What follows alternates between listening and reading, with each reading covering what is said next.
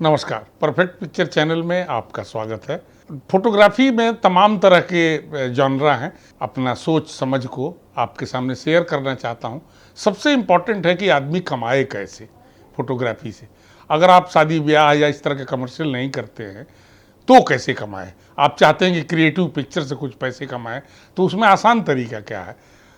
उसमें सबसे आसान तरीका होता है डॉक्यूमेंटेशन की फोटोग्राफी करें। आप किसी एक टॉपिक को उठाएं, डॉक्यूमेंटेशन करें।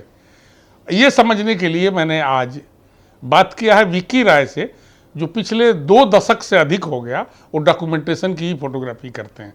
आजकल इनकी एग्जीबिशन चल रही है डिफेंस कॉलोनी के वडेरा आर्ट गैलरी में। उसकी तस्वीरें आप देखेंगे इस वीडियो में और उनसे बातचीत सुनेंगे तो आपको अंदाज़ा हो जाएगा कि आप किसी एक टॉपिक को पकड़ करके कैसे अपनी अर्निंग बढ़ा सकते हैं और क्रिएटिव पिक्चरों को करते हुए कैसे कमाई की रास्ते अपना सकते हैं।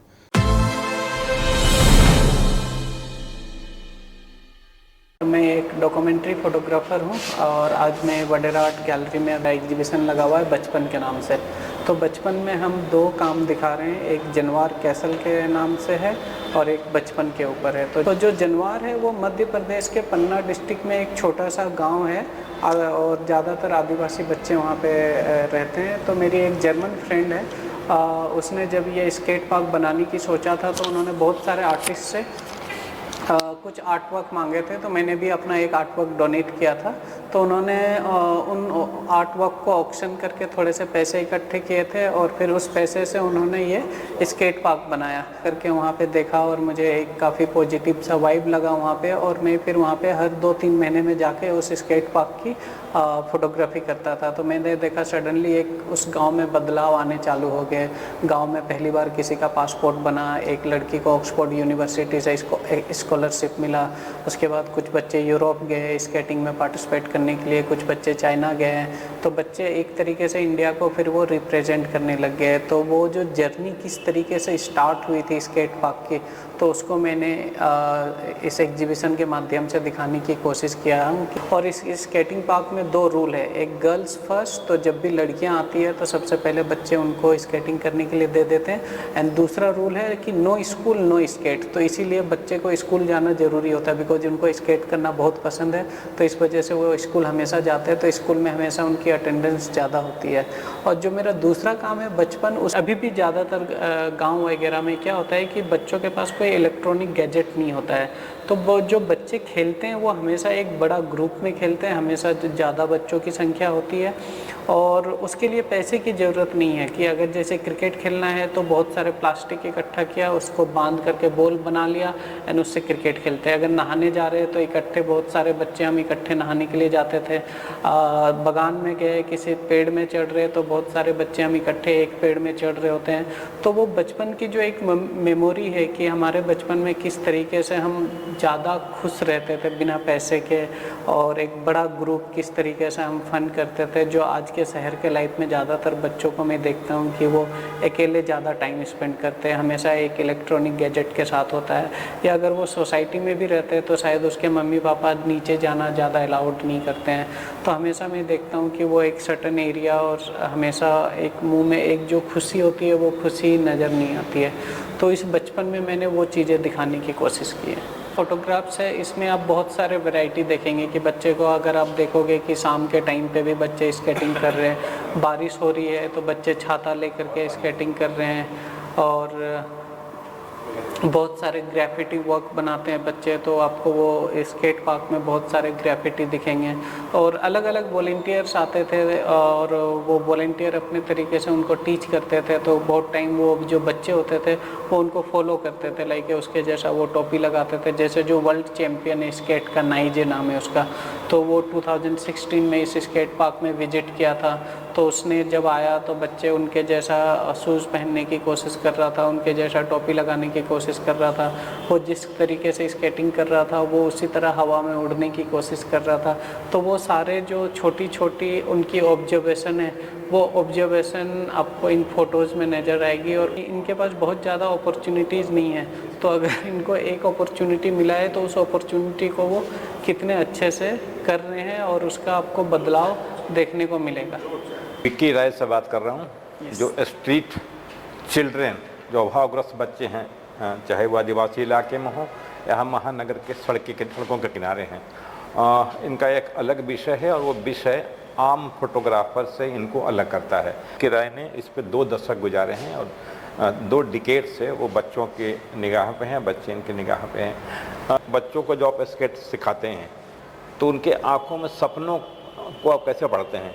तो जब स्टार्टिंग में मैंने उनको देखा स्केट करते हुए तो मैंने एक अलग लेवल का कॉन्फिडेंस देखा उनमें।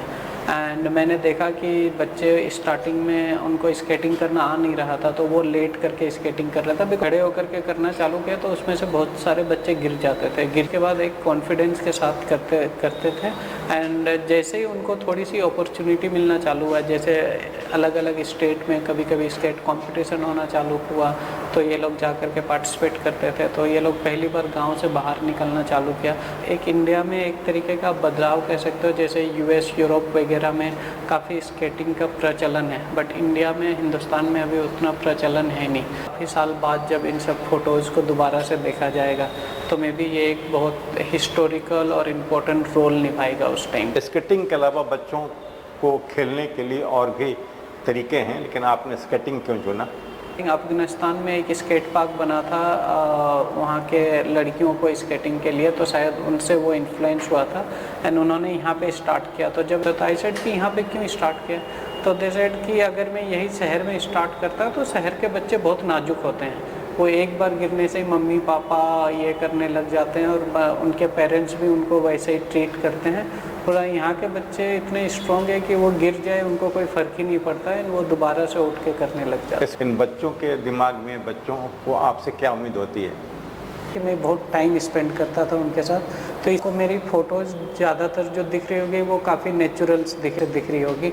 गर्मी के टाइम में जा कर के दोपहर में शूट करता था तो मुझे बहुत टाइम वो फर्श पे लेटे रहते थे और वो हीट में काफ़ी गर्म हो जाता था, तो मेरा पीठ बिल्कुल लाल हो जाते थे और छाले पड़ जाते थे।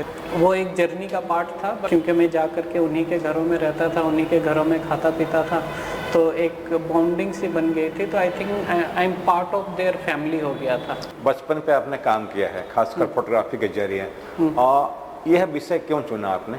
तो बचपन इसलिए चुना क्योंकि मैं 11 साल की उम्र में घर से भाग के दिल्ली आ गया था और मैं नई दिल्ली स्टेशन में रैक पिकिंग का काम करता था। तो मुझे लगता है कि बचपन मैंने इस वजह से शायद चुना क्योंकि शायद मैं अपना बचपन अच्छे से जिया नहीं था उस दौरान।